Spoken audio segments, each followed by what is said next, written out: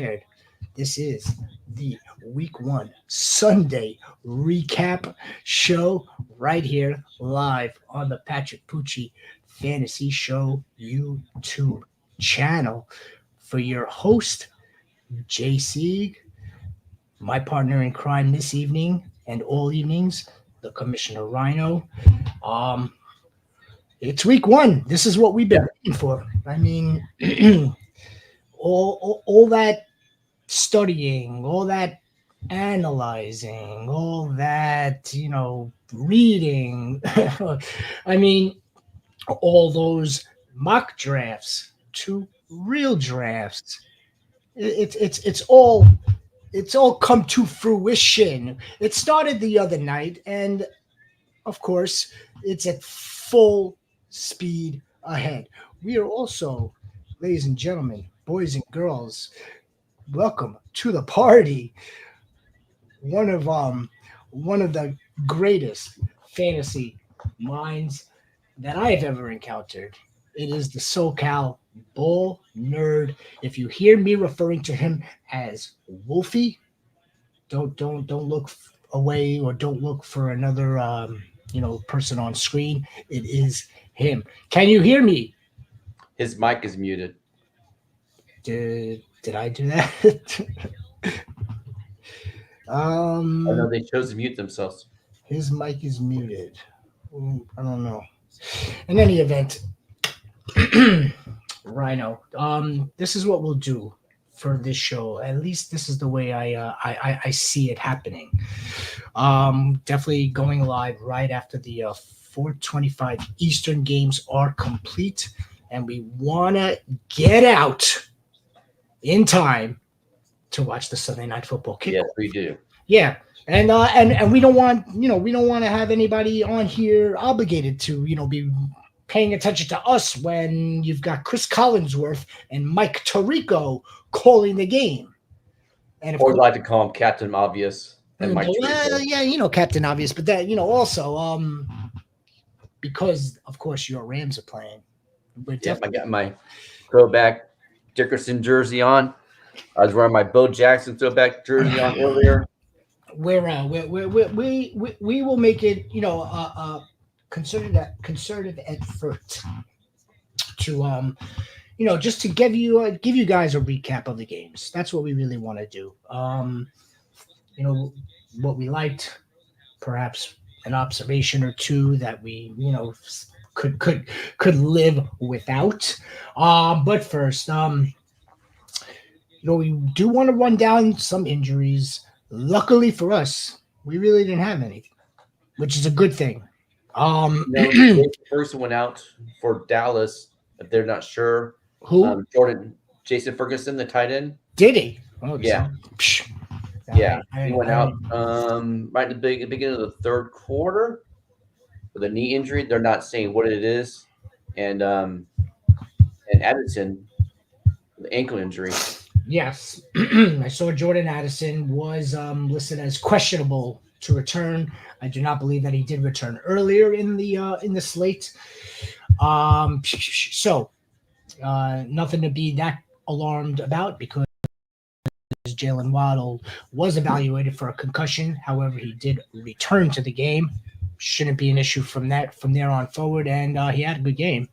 And David Njoku went out too in the yes, David Njoku did go out. Again, listed as questionable.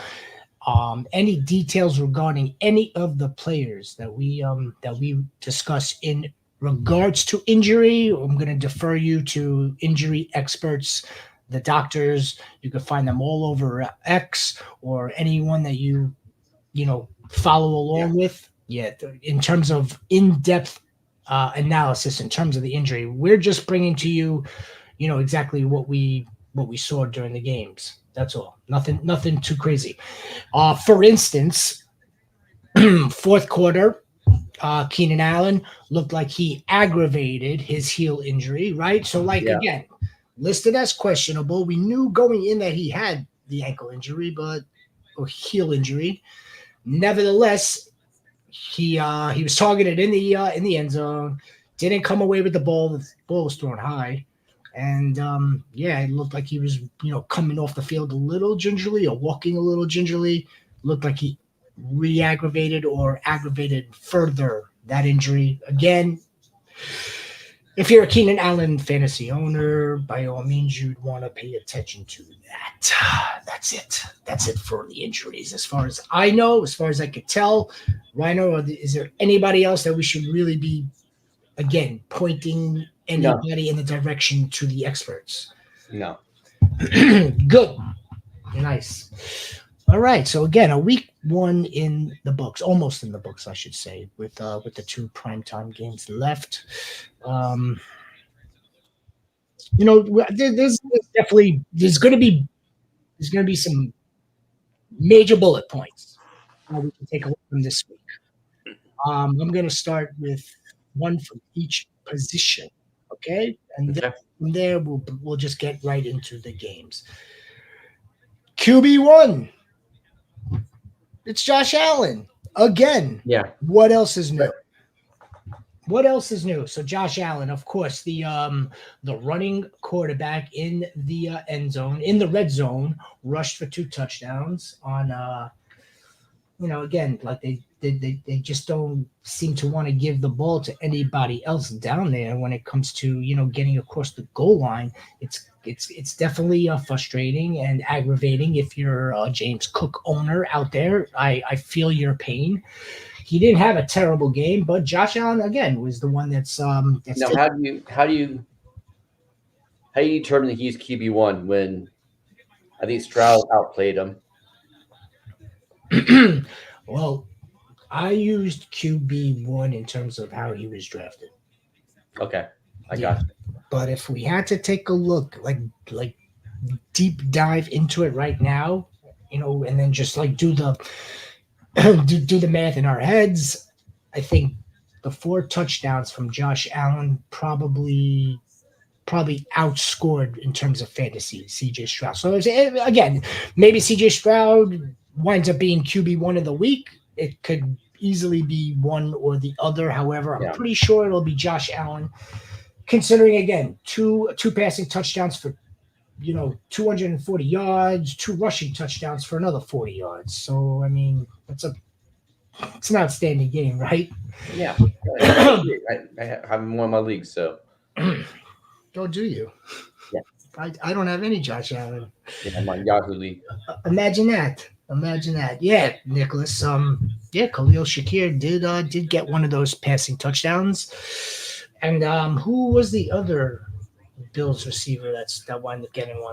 Coleman had the most targets. Keon Coleman. Very nice. What, 4 for 51, I believe? We could certainly get there. But I know you mentioned CJ Stroud. That was going to lead me to my number 2 bullet point of week 1. How about Joe Mixon? That was impressive. He looked good. You know what? It's like 2021, I had Joe Mixon in my main prize league. 2022, I had Joe Mixon in my main prize league. 2023, because of 2022, I did not have any Joe Mixon in my main prize league. This season, I have very little Joe Mixon. But look at what took place again. Joe Mixon. 134 yards on the ground and what, 30 or 40 in the air? 3 catches for 20 yards in the air. So 154 yards from scrimmage. Wait, could you? But yeah, a lot of yards from scrimmage. Again, he's probably coming in at RB1 as of now. We don't know what the 2 running backs that are going tonight will do. We don't know. CMC plays tomorrow. Brees Hall plays tomorrow. So again, as of now, just raw numbers, just going off of what we saw today, I believe that Joe Mixon right now is at least right now RB1. Let's stay there. Let's just stay right there in Houston.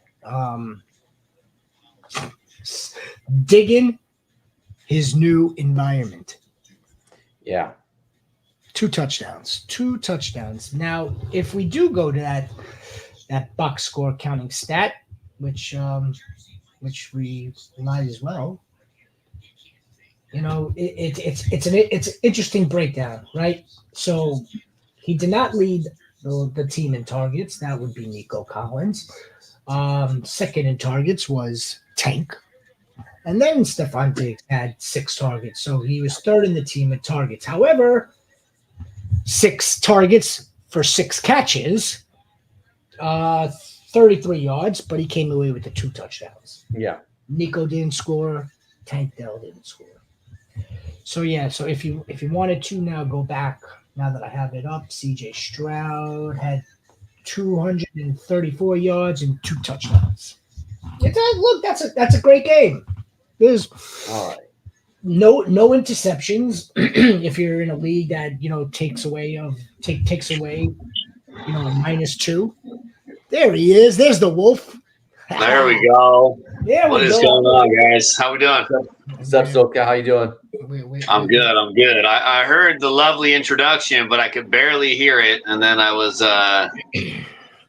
I'm a little all over the place over here at work, but I'm good. I got to enjoy some football before I got here, so I'm good. Yeah, right on. You did, didn't you? I had a feeling it was technical issues, and that's completely fine, completely understandable. It's if you were able to hear us, you were able to hear my wonderful voice, then it's mission accomplished. What I was telling Rhino, and what I wanted to tell any of those that are listening to us on the wonderful recap show on the Patrick Pucci Fantasy Show YouTube channel. We want to get to all the games as best as possible, as quickly as possible, not really do the deep dive into each game, because there's another game that's going to be played. And, you want to call it selfish? Yeah. I'd rather be watching the game versus watching, your handsome faces on a stream. That's just me, though. So, and I have a feeling that many others want to watch the game too, and they don't want to watch us. All right. So we'll resume with the 1:00 games. New England pulling off the upset. They took care of the Bengals, 16-10. Anything that we want to address here besides the big elephant in the room? Okay, so one thing I noticed in a lot of the earlier games, and actually a lot of the later games too, is the defenses are further along than the offenses are. And I don't know if it's some of these teams that just had a hard time today, is the offensive line is just stuck right now and just aren't good, or what. That was my main observation, because it was hard to tell, because the Bengals offensive line just couldn't do anything. Well, I have a theory that I think goes alongside of that. All right. So, Cal, did you want to add anything to Rhinos before I provide my theory on that? No, give your theory. I'll mention something on the game when you're done, but go ahead and give your theory. Well, my theory is, it's the cohesion of practicing and not getting in like enough preseason exhibition reps, so to speak, preseason reps. That's my theory on it. None of these guys are really playing in enough, their team versus the opponent in a preseason game. They're practicing on the field come from the time that preseason opens to the time that it's now kickoff. However, they're not getting in enough preseason game action. That's my theory. That goes for all of them. That goes for the wide receivers all the way to the offensive linemen and on the defensive side of the ball too. However, I feel like, and I'm not a former player, I'm not a former scout, I'm not even close to either, but I feel like if you are a defensive player, I feel like it might be a little bit easier to just get acclimated or adjusted into the game game ready condition. That's my theory on it. And it's gonna and yeah, maybe like, okay, so week 1 you work out the kinks, you get more more in shape, more in tune. By week 2 we see something different. We see more of what we are expecting to see. Need some more continuity. Continuity, of course, the offensive line, Mm-hmm. Receivers and quarterbacks being on the same page, running backs and offensive linemen also in cohesion, working more in concert with one another. So yeah, but again, the theory kind of gets debunked when we see, Joe Mixon run for 160 yards also. But again, there's always going to be like an outlier here and there. So I kind of feel like if the majority of the skill position players, quarterbacks, wide receivers, running backs, look like they're off or not, not putting up these gaudy stats, I think that some of it could be attributed to the fact that this is like this is their first real game action for the most part. Maybe they played a series or two in the final week of preseason. Maybe. Your thoughts, please.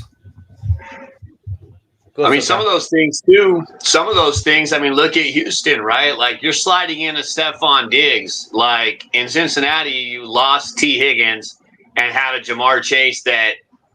I mean, I don't think Chase really needs to practice to perform, but obviously there was some timing, right, and things like that. But Houston, they continued to make plays, play after play, which puts the defense on their heels. And then you got an all-pro running back in Joe Mixon. So many weapons on that offense that, I mean, those guys made so many plays. I think in those two cases, you're just looking at two different style games. Cincinnati never really got anything going where Houston was able to move the ball up and down the field.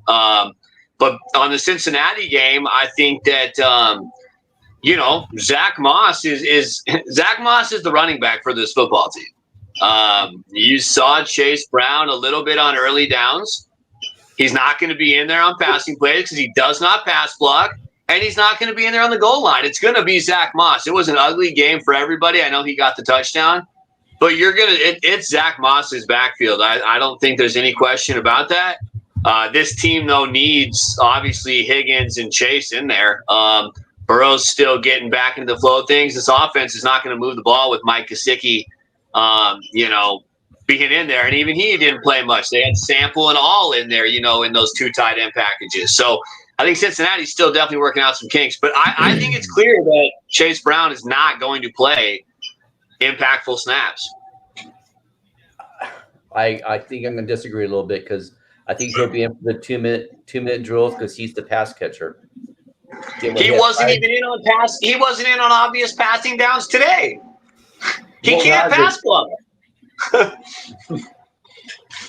Yeah, but see that? Yeah, I mean, first, once I heard that Zach Moss is the obvious running back of this team, I wanted to thank you for your time here on the show. We appreciate, your absolute fire analysis. No, look, again, I mean, could it have been that perhaps the New England Patriots defense, that unit in particular was going to always be the stronger of the three units, and it's that side of the ball for New England that is expected to, at the very least, keep these guys in the game, give the offense a little bit of a chance. In terms of Zach Moss and Chase Brown, I mean, I think I would need to see more. I think we need to see more of a sampling throughout the course of at least the first quarter of the season.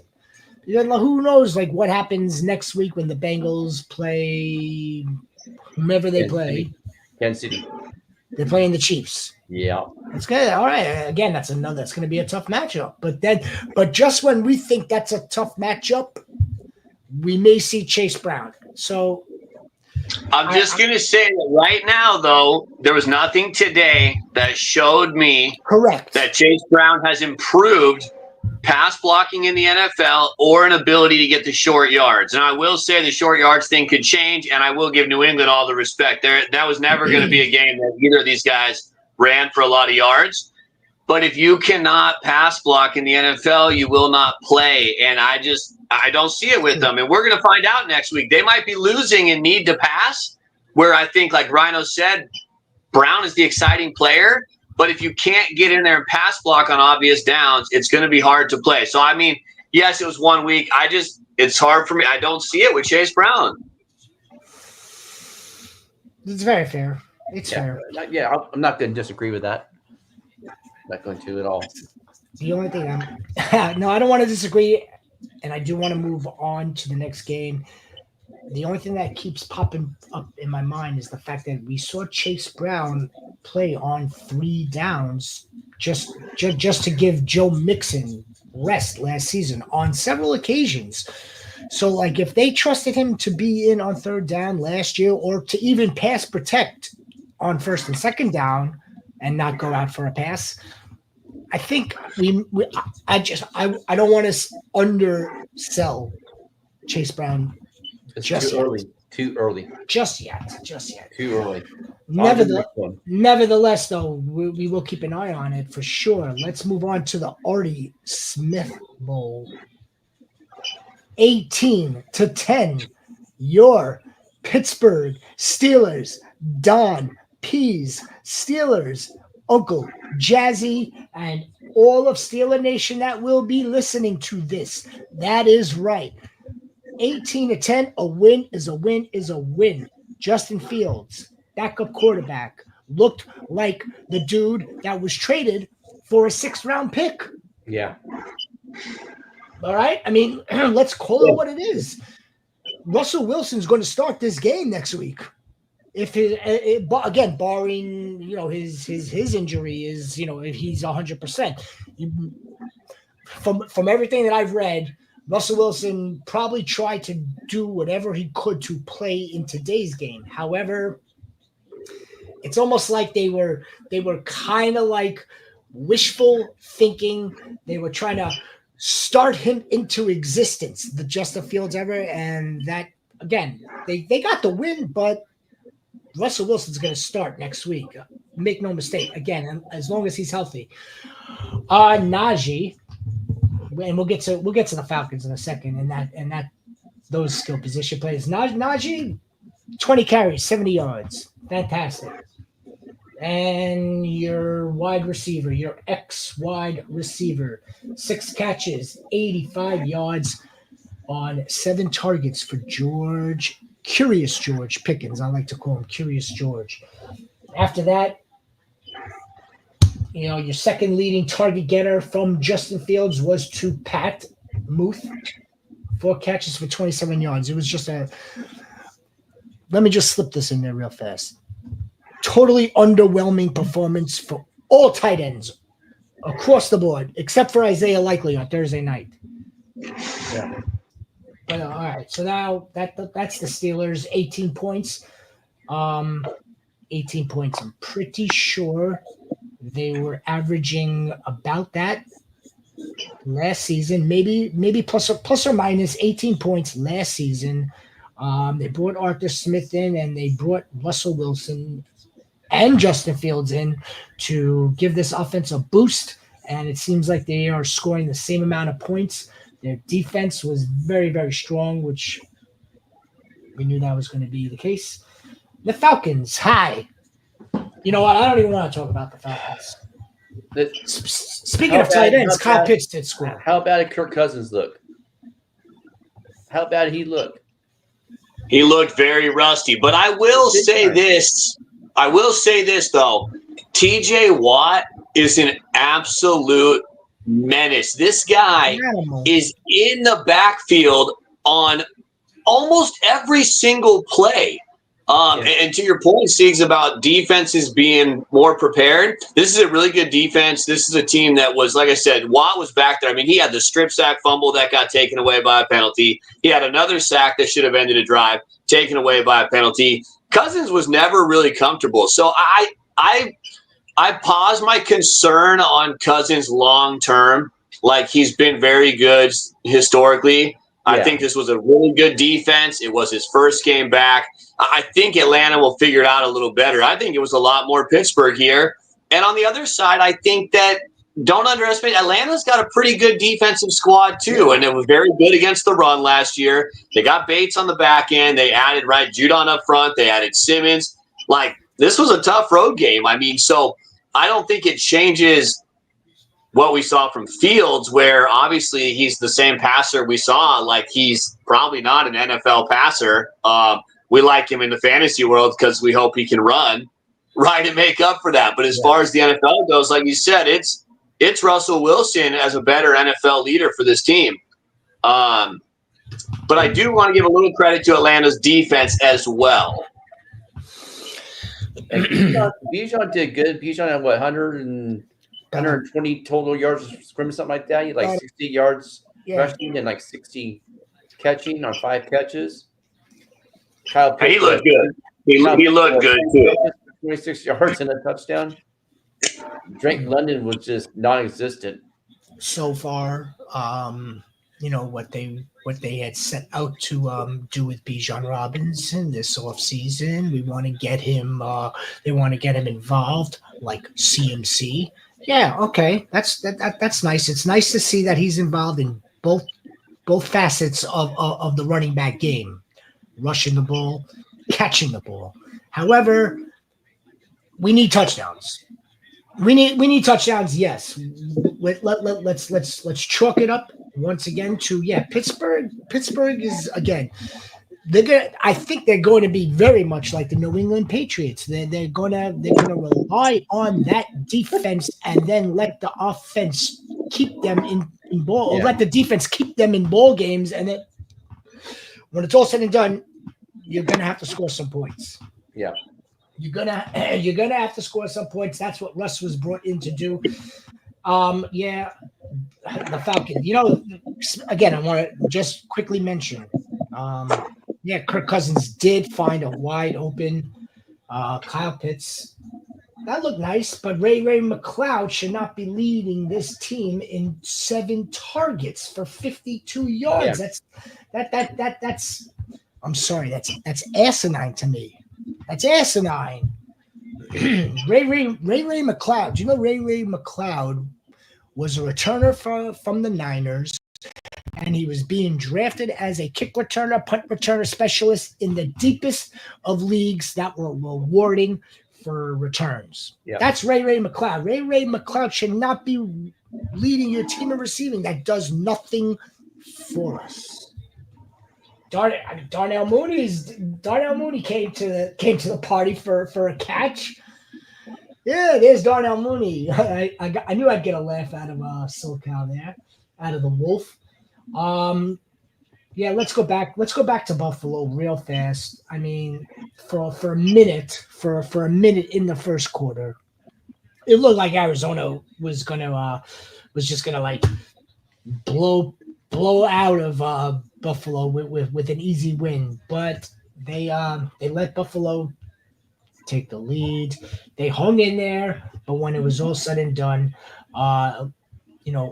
MVP candidate Josh Allen is Josh Allen, man. I mean, like, he's special. He's a special human at the expense of James Cook owners. Yes,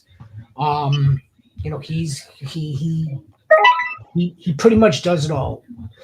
Yeah, he is. It was interesting. Post from the great TD Nash, as a matter of fact, the great T Dote. Who has the most pressure on them going into this season? Yeah, Josh Allen, Hurts, so on and so forth. And I wrote Josh Allen. Why? Because the entire team is on this man's shoulders. We saw it hours ago. You brought up Keon Coleman, and I didn't even catch that, or Scott Hansen didn't keep me up to date with that. But yeah, Keon Coleman did have a decent, rookie start. 4 catches for 50 yards. Khalil Shakir did add 42 yards on 3 targets. There's James Cook's 3 targets for 32 yards. Yeah, let's go to the other side of the ball, and then the other side of the ball involves the one the one prodigal son. The prodigal son, Marvin Harrison Jr., had 1 catch on 3 targets for 4 yards. Yeah, and it wasn't for lack of being out there. He ran plenty of routes. He was running cardio out there, man. I don't know. I didn't have Marvin in my top 16 going into this week just because I know we saw Jamar Chase go crazy a couple years ago as a rookie, but like we don't see that happen that often. And you got Connor, you got McBride, but I did not expect him to have a game like this. Like, how are you the next best thing in the wide receiver department to be a round 1 pick in fantasy drafts and as a wide receiver 1 and also only get 3 targets? I mean, that I don't know, man. That is a little concerning. Obviously, I mean, you can't imagine that going forward with what we hear about how special this kid is.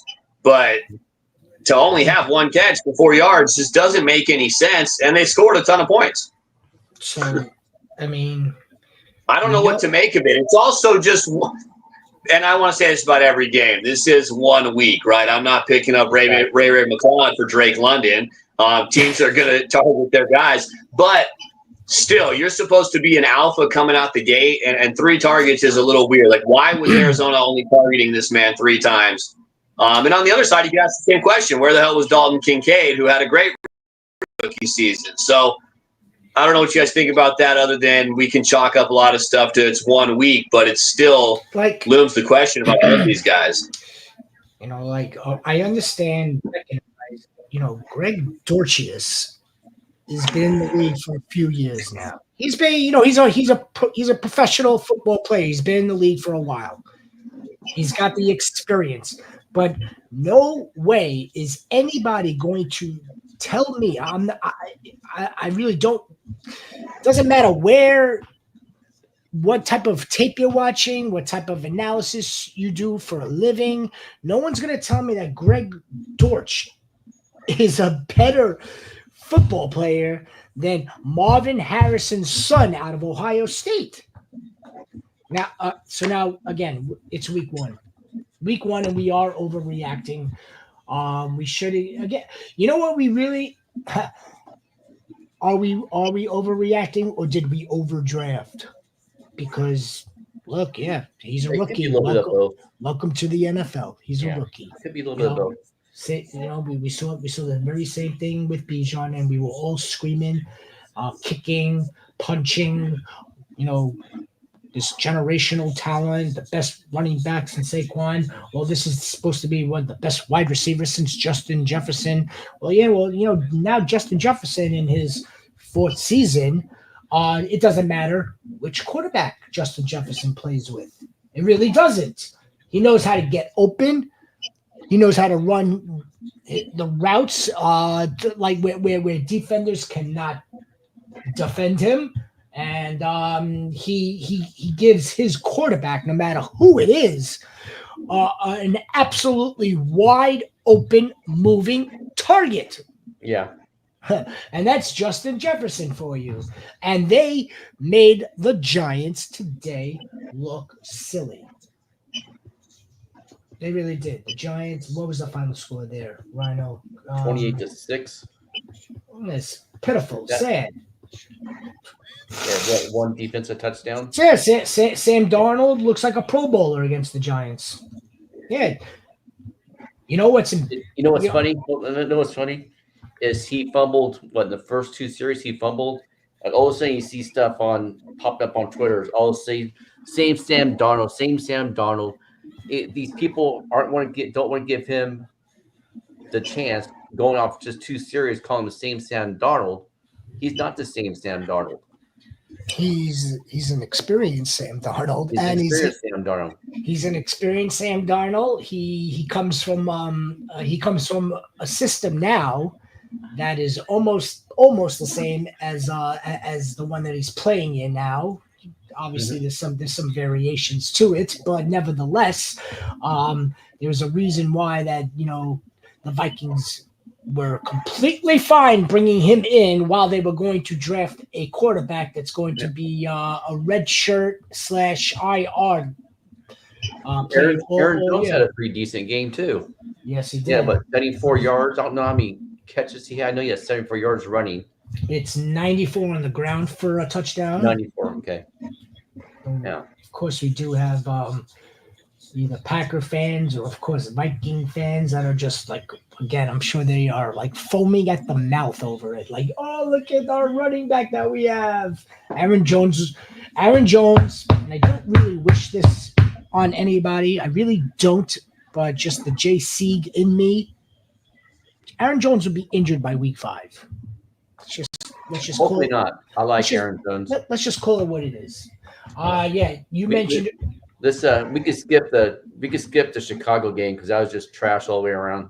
You want to skip the Chicago game? Okay. I mean, it was. There's nothing worthwhile talking about.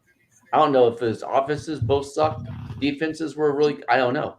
Or offensive lines were terrible. I don't know. I think it's up to you, but I think we can skip it. Well, I mean, I do want to take a look at one thing here. I want to see the complete line for the number 1 pick, and I know it wasn't good. Horrible. Yeah, he didn't throw for 100. That's what I was double checking. I knew it wasn't much. He was like 6 for 19 for like 90 yards or something like that. Hey, how about our guy DeAndre Swift? Yeah, 30 yards. Yeah, they made Roshan Johnson a healthy scratch because obviously they signed DeAndre Swift in the offseason, and Khalil Herbert, who's been there now for 3 years, was the other active back. This offense looked. Yeah, we could see. Nicholas just brought up a good point, but the Pollard and Spears split.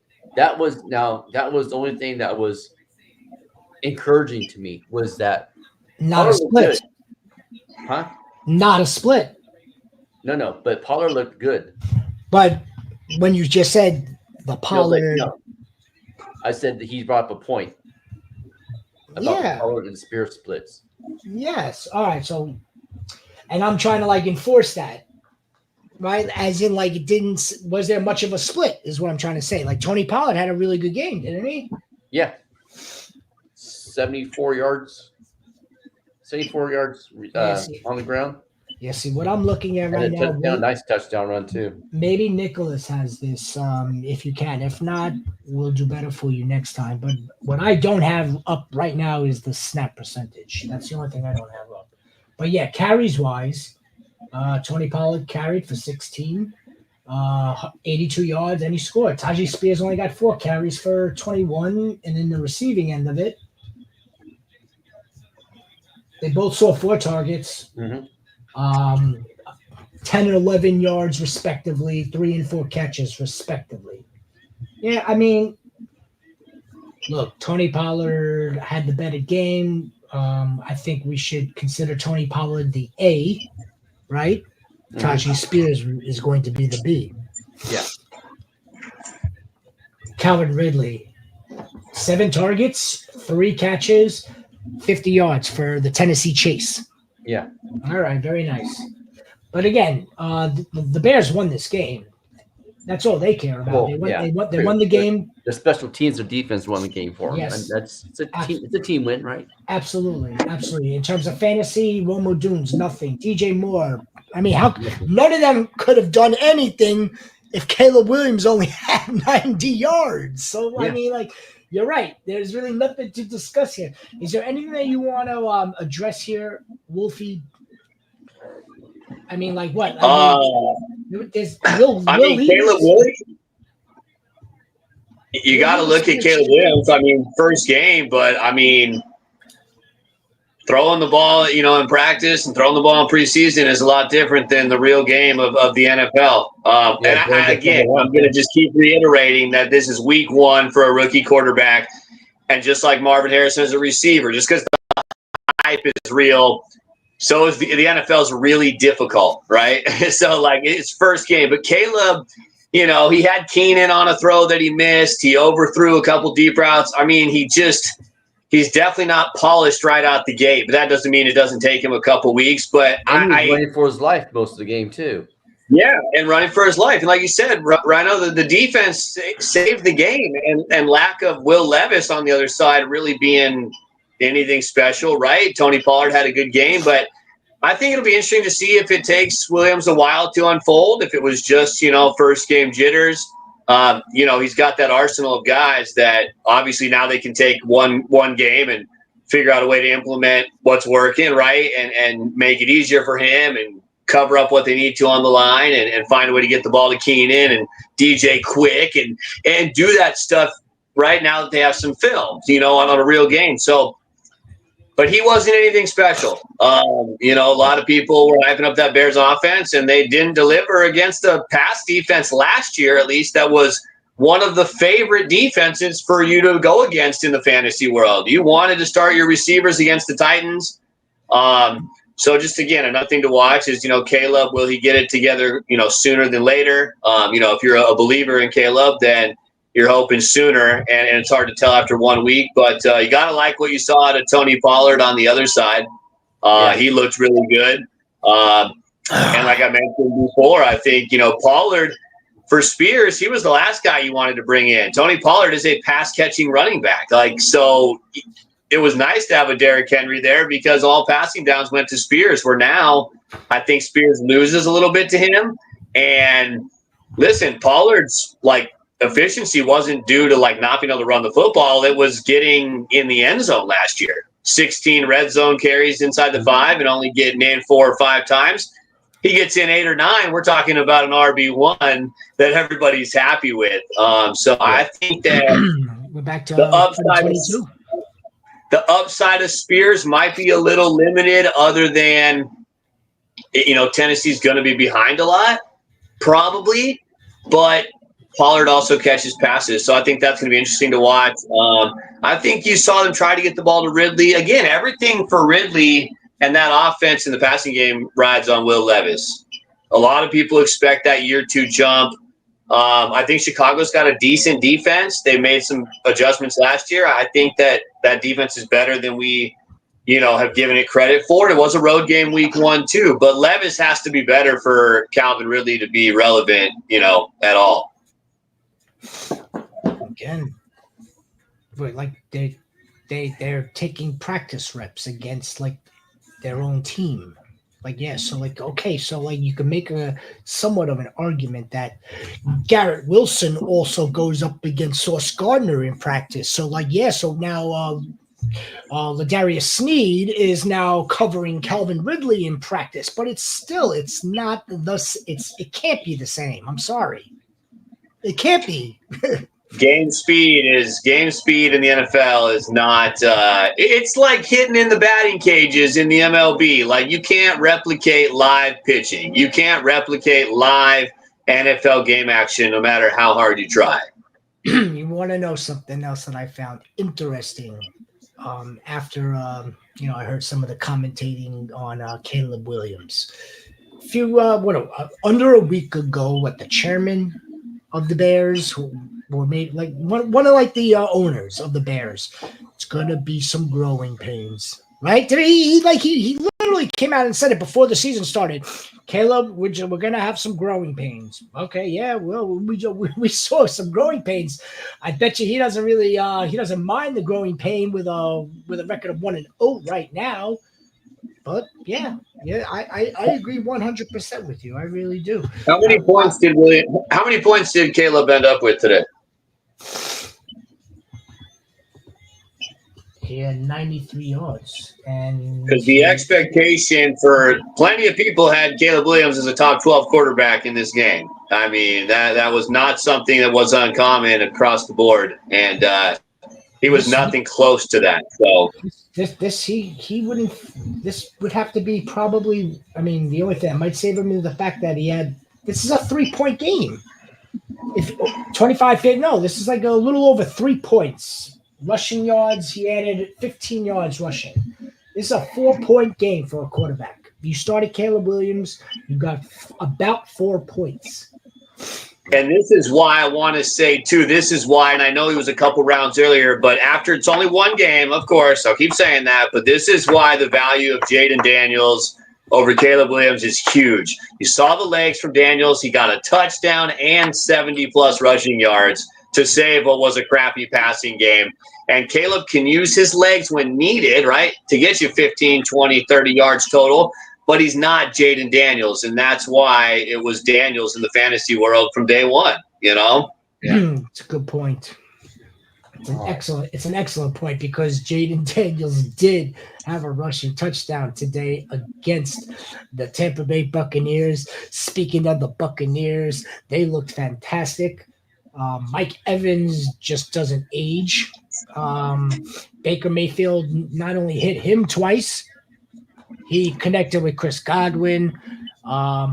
Didn't hear much Rashad White, but Bucky Irving. I did hear some Yeah. Bucky. That's correct. I heard some He had Bucky what? I think Irving. he had 79 yards or 49 something. He outrushed him though. I think that game again. Yes, the Bucks look great. I think that's a game that they were expected to win. The Commanders are not expected to really. They're expected to be in ball games. They're not expected to win a lot of games. Brian Robinson looked really, really good. He looked Against really a good run defense. Tampa's got a good run defense. Brian Robinson did look good. What wasn't a good defense for Tampa last year was the pass defense, and it's a little concerning that where the heck was Terry McLaurin at, and so well. that's got to be alarming for Terry McLaurin owners because this was a pretty good matchup where you thought you'd probably be losing. You thought that you could probably expose Tampa's secondary, and he was just non-existent. So both sides of that. How concerned should we be for McLaurin if they can't pass the ball? And for Tampa, is the secondary that much better, or how is it going to be when they face, the Eagles offense and the Rams offense and whatnot, right? We won't know. I mean, that's why we can't really pass judgment on the first week and stuff. We just don't know.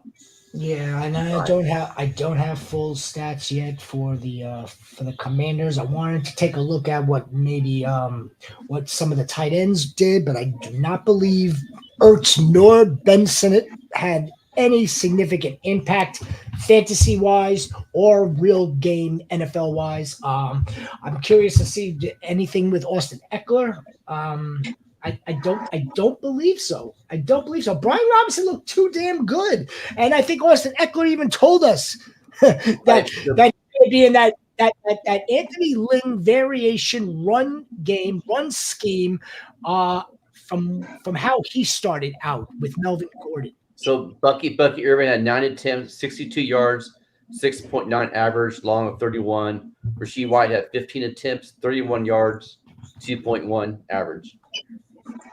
So that brings us back to Rashad White's inefficiency with the yards per carry last season. And the fact that they talked about Bucky Irving being a harder runner and that offensive line being improved. I mean, if that's the case, this wasn't what you wanted to see from Rashad White in a good matchup against Washington. And then to see Bucky Irving do that in place, So I was worried a little bit about White's inefficiency on the ground game, moving into this season to be a top running back again. This definitely didn't help that concern, but again, it's one game. But when you see Bucky Irving come out and be successful in it, that's not what you want to see, right? If you're a Rashad White owner. No, not at all. Not at all. All right. But Next game. We'll defer to the week one hypothesis, which is not really an hypothesis. It's like I'm willing to go on record and saying that it's fact. It's fact. We will not see this same type of script play out next week. Next game. I mean, how about your Raiders? Has anybody seen Zamir today? No, but I do know who I did see, which is like it's just like so gross to me because yes, we are big Zamir fans. Yeah, Alexander Madison. Alexander Madison doesn't know how to carry the ball. Alexander Madison catches the ball. But the thing is, like, Zamir White didn't have a good game on the ground either. But the Raiders didn't really have a good game against the Chargers. No, they Gardner Minshew looked like crap. I don't know if it's offensive line not showing up. I don't know. They couldn't. They did good stopping the run the first half. The second half, J.K. Dobbins, man, J.K. Dobbins, and he had that long run, man. I know. I'm gonna hear. I'm gonna He hear. had that long, but he got caught from behind. But still, that was. I think they said that's the longest run that they've had in 2 years in San Diego. Whoa, imagine that. I know. John Harbaugh, 3-horse stable of running backs, a brand new 6th overall right tackle. And yeah, all played good. All played pretty good. They ran the ball pretty well, I'd say, right? And I know I'm going to hear an earful from the Wolf regarding J.K. Dobbins, and I deserve the pie in my face because he looks spectacular again. Let's hope that the man could stay healthy. Let's hope. Right. I think that's the thing about Dobbins, how we talk about like, oh, it's week 1. Here's what you can take away for a guy like Dobbins. It's never been the performance or the talent, right? When the guy's been on the field, his yard per carry is like league best. And so for him to see how he played today, like, man, if you took Dobbins, you know that if he's healthy, I think today was enough to show you, like, you've got a steal probably. Like, it's going to be an injury that hurts him. Chargers offense wasn't great, but he was awesome. Yeah.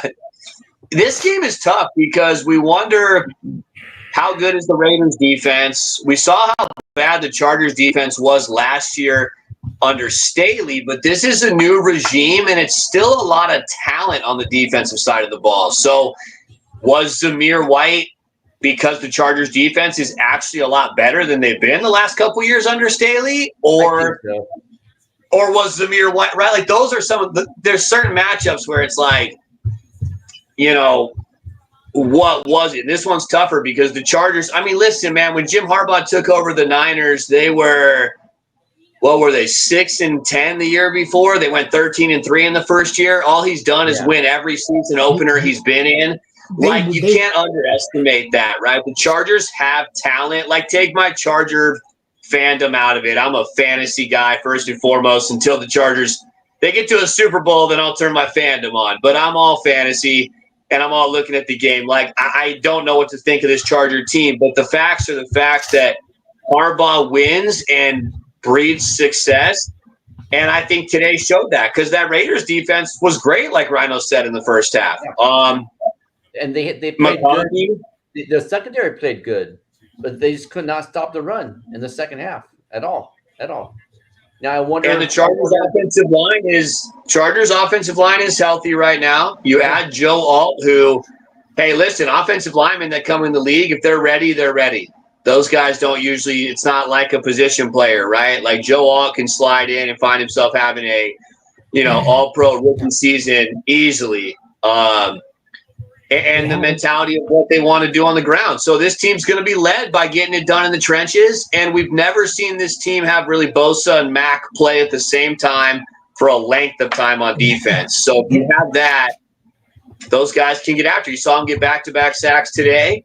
But again, is this a Raider team that's more of a 5-6 win team, or is this a Raider team that half the people think they can win 9 or 10 games? If it's a 5-6 win team, how good is this win? So there's a lot in this game. The Raiders want to tighten up their offense. I didn't mean to interrupt you, but if the Raiders don't tighten up their offense, they're going to be a 5 or 6 win team. That's the line, bottom line. And I almost wonder if they continue the next couple of games that in this direction, looking that bad, how fast will AOC be in their quarterback? If they don't turn it around. No, what I was just gonna say is, I mean, even being that it's week 1, if they don't show something positive within a quarter frame, right? So within the first 4 weeks, I would say, yeah, like if they're 2-2, they would probably stick with Gardner. Probably. If they're 1-3 or worse, you could definitely you might see the change. You Yeah. might see the change real fast because I know that the game has kicked off. We did go over with time, but we will do better the next time because that's what we do here. That's because we are goats. You are goats. The Broncos 20, the Hawks 26. Skywalker, Walkius looked fantastic, And he's hurt. and I did see that flash. I don't know how hurt he is. I don't think Abdominal. is that why Zach Charbonnet got into the game finally in the fourth quarter because it didn't look like Zach Charbonnet was playing at all. In any event, the Broncos again, much like the Raiders, to be honest with you. What was like the Vegas like win totals for these two teams? It couldn't be any higher than like 7, 8, 9 wins. There's no way. 5.5. 5.5 for Denver and 6.5 for the Raiders. And when I went through both those schedules, especially Denver, I think 3 or 4 wins might be hard to come by, really. But even the Raiders, man, like those are 2 unders for me that was pretty confident in before this week started. So it's fair to say that this is a game that Seattle was expected to win. Oh, yeah. It took them a while to get going. I mean, Denver's defense has never really been the issue. It's probably worse this year than it's been the last couple of years. But now, hey, and I will say this about Denver. I don't know if it matters. I was big on Javonte this week because I thought they'd keep him in the game and he'd get the opportunity. But both guys split time. That offense does not look good 1 week in. So I don't know, man. We're back to like, do you want any part of Denver? Like, doesn't look like it. Yeah, you want him at home. Look at Kenny Skywalker. 20 carries, 100 yards, 1 touchdown. Should have had a second touchdown, man. DK Metcalf had a bad penalty to negate the second one, but DK Metcalf 3 catches for 29 yards. Zach Charbonnet 2 catches for 29 yards. Tyler Lockett 6 catches, 77 yards on 7 targets. I mean, that's just so disheartening to see if you're a JSN guy.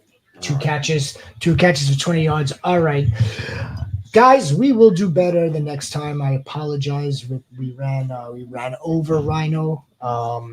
Wolfie, we'll get it. We'll get the format down. We will continue to plug and push forward to deliver fire awesome content for our audiences. Want to leave us with anything, SoCal? Anything at all?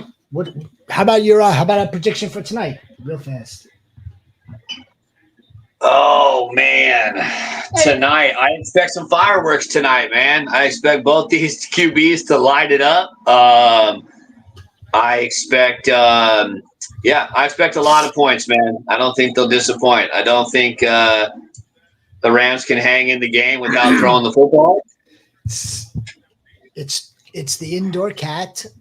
It's the Kyron Blake Corum show, the Puka Cup on turf, and then of course on the other side of the ball, the 2-headed running back monsters, Amon-Ra, Sammy Laporta. Yeah, I'm gonna concur. I would expect at least 50 points. Is that fair?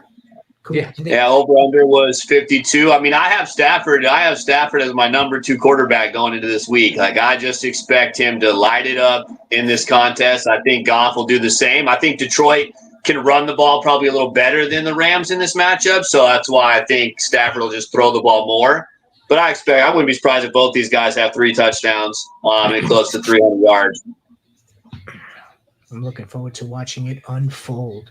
For Commissioner Rhino, for SoCal Ball Nerd, aka Wolfie, I'm JC.